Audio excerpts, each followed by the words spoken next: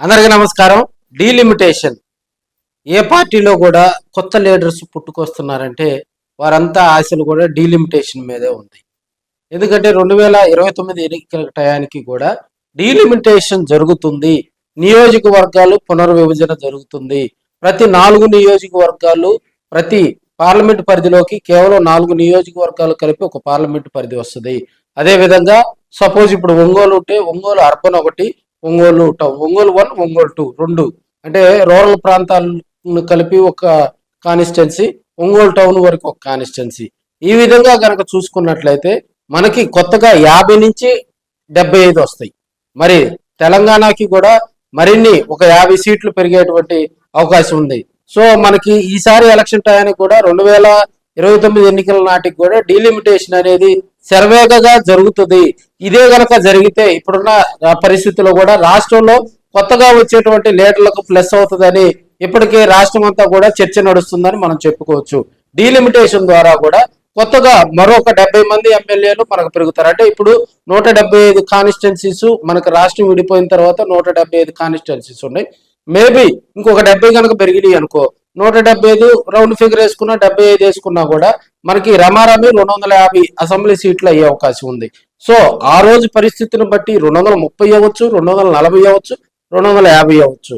So ఇప్పుడున్న పరిస్థితుల్లో కూడా మనకి అసెంబ్లీ సెగ్మెంట్లతో పాటు పార్లమెంట్ సెగ్మెంట్లు కూడా పెరుగుతాయి. ఇప్పుడు ఒకవేళ గనక మనకి ఒంగోలుకు అప్పుడు 2 ఎమ్మెల్యేలు ఉంటారు. ఒంగోలు 1 ఒకరు, ఒంగోలు 2 ఒకరు, 2 ఎమ్మెల్యేలుగా కూడా ఒంగోలు కాన్స్టిట్యున్సీకి సంబంధించి మరి 2 నియోజకవర్గాలు అవుతాయని కూడా మనం చెప్పుకోవచ్చు. మిగతా కాన్స్టిట్యున్సీస్ కనుక పక్కన పెడితే ఇప్పుడు ఒంగోలు 2 కాన్స్టిట్యున్సీలు కనుక జరిగితే దీంట్లో ఒకటి ఖచ్చితంగా ఉమెన్కి ఇవ్వాలి. సో ఓపెన్ కేటగిరీలో ఉమెన్ కనుక ఒక సీటు కనుక కేటాయిస్తే మరి నెక్స్ట్ జరిగే ఎలక్షన్ కి ఎవరు ఏ పార్టీ నుంచి ఎవరు అందుబాటులో ఉంటారనేది కూడా ఇక్కడ తెరలో చర్చ నడిచేటువంటి అంశం. సో నియోజకవర్గాల పునర్విభజన కొంతమంది వ్యతిరేకిస్తా ఉన్నారు, కొంతమంది జరుగుతుంది అంటారు. మేబీ ఒకవేళ కనుక జరిగితే ఒంగోలు నియోజకవర్గం గురించి, ఒంగోలు అసెంబ్లీ గురించి కూడా మనం దీన్ని కూలంకృషంగా చెప్తున్నటువంటి అంశం. సో నాగులపులపాడు మండలంతో పాటు కొత్తపట్నం మండలం, అదేవిధంగా ఒంగోలు రూరల్ మండలంతో పాటు ఇంకా కొన్ని ఒంగోలులో కొంత మనకు అటు ఇటుగా ఉన్నటువంటి స్లమ్ ఏరియాల్లో ప్రాంతాలను కలిపి ఒంగోలు 2ను కూడా చేస్తారని మనం చెప్పుకోవచ్చు. అదేవిధంగా ఒంగోలు 1 అంటే టౌన్ ఉంటుంది కాబట్టి మెయిన్ ఒంగోలు 1 కూడా టౌన్ చేస్తారని మనం చెప్పుకోవచ్చు. అయితే దీనికి సంబంధించి ఇప్పటికే కొంతమంది ఆశావాహులు కూడా పార్టీలో జోరుగా డీలిమిటేషన్ కనుక వస్తే ఖచ్చితంగా తమకు ఎమ్మెల్యే సీటు వస్తుందని వారంతా కూడా అటు కూటమి ప్రభుత్వంలో తెలుగుదేశం పార్టీలో కానీ, వైసీపీలో కానీ, అదేవిధంగా జనసేన పార్టీలో కానీ వారు ఆశావాహులైతే దాని మీద కొంత ఆలోచన, కొత్త ఆశలు చిగురిస్తున్నాయని కూడా మనం తెలియజేసుకోవచ్చు. 2029 ఎలక్షన్ నాటికి గనక మరి ఇప్పుడు ఉన్నటువంటి మోడీ ప్రభుత్వం డీలిమిటేషన్ వైపు కనుక వెళ్తే, మనం గతంలో చంద్రబాబు నాయుడు గారు 2014 నుంచి 2019 రాష్ట్రం విడిపోయిన తర్వాత తొలిసారి ఏపీకి ఆయన సీఎంగా పనిచేయడం జరిగింది. సో ఆయన కొత్త నియోజకవర్గాలకు, అదేవిధంగా కొత్త జిల్లాలకు ఆయన వెళ్ళాల. 2019 నుంచి 2024 వరకు జగన్మోహన్ రెడ్డి గారు మనకి సీఎంగా పనిచేయడం జరిగింది.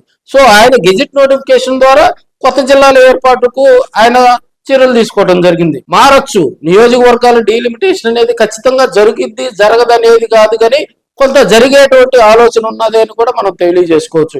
ముందుగా ఎలక్షన్కి వెళ్తారా, 2029 వరకు ఉంటారా, లేకపోతే 2029 తర్వాత డీలిమిటేషన్ జరిగిద్దా అనేది కూడా సస్పెన్స్.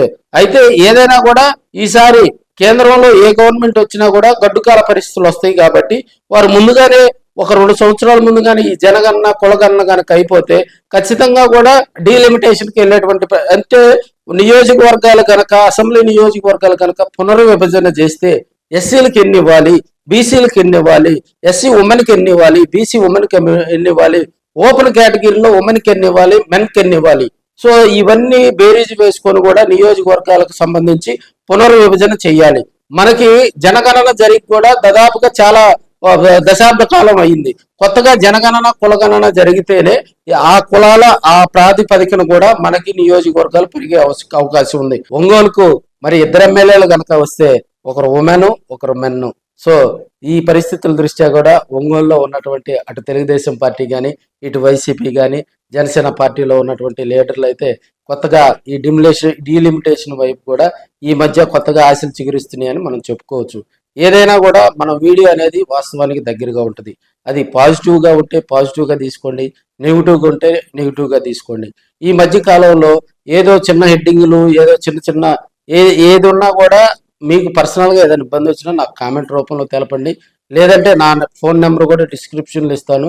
మీకు ఏదైనా సమాచారం కావాలన్నా కూడా ఏదైనా ఒక వీడియోకు సంబంధించి మనము ప్రతి వీడియోకు సంబంధించి కూడా మరి లీగల్ ఒపీనియన్ లాయర్ దగ్గర నుంచి లీగల్ ఒపీనియన్ తీసుకున్న తర్వాతే దాన్ని టెలికాస్ట్ చేయటం జరుగుతుంది. సో మనము ఏదో అలవాడు కానీ తొలికోడు కూసినప్పుడు లింకులు వేసేవాళ్ళు లాగా వార్త జరగంగా అక్కడికక్కడ లింకులు వదిలి ఏదో చండాలంగా కూడా మనం అలాంటి బూచిగా కూడా వార్తలు ప్రచురించడం. సో ఇక్కడ కొంతమంది వాళ్ళ లీడర్ల దగ్గర వాళ్ళ ఉనికిని కాపాడుకోవటం కోసం పక్కన వాళ్ళ మీద సాడీలు చెప్పే సంస్కృతి కొంత ఇప్పుడిప్పుడే రాజకీయ నాయకుల దగ్గర పెరుగుతుందని కూడా తెలియజేసుకోవచ్చు. ఏ రాజకీయ నాయకుడికి ఎంత ప్లస్ ఓటింగ్ వస్తుందో, ఏ రాజకీయ నాయకుడికి ఎంత మైనస్ ఓటింగ్ ఉందో అనేది కూడా సంక్లిప్తంగా కూడా మనం ఒక సర్వే చేయటం జరుగుతుంది. ఆ సర్వేకి సంబంధించి కొత్త సంవత్సరంలో కూడా కొత్త రిపోర్టుతో మీ ఆర్కే ప్రతి నియోజకవర్గంలో ఎమ్మెల్యేకు ఓటింగ్ ప్లస్సా మైనస్సా, లేకపోతే అక్కడ ఉన్నటువంటి మరి వైసీపీ నియోజకవర్గ ఇన్ఛార్జికి గతంలో ప్లస్ ఎంత ఉంది, ప్రస్తుతం ప్లస్ ఎంత ఉంది, గతంలో మైనస్ ఎంత ఉంది, ప్రస్తుతం మైనస్ ఎంత ఉంది, ఈ క్లుప్తమైనటువంటి సమాచారంతో కూడా కొత్త సంవత్సరంలో ప్రతి నియోజకవర్గం గురించి కూడా మనం కూలంకుషంగా చెప్పడం జరుగుతుంది. దీన్ని పాజిటివ్ అయితే పాజిటివ్గా తీసుకోండి, నెగిటివ్ అయితే నెగిటివ్గా తీసుకోవాలని కూడా కోరుకుంటూ మీ ఆర్కే.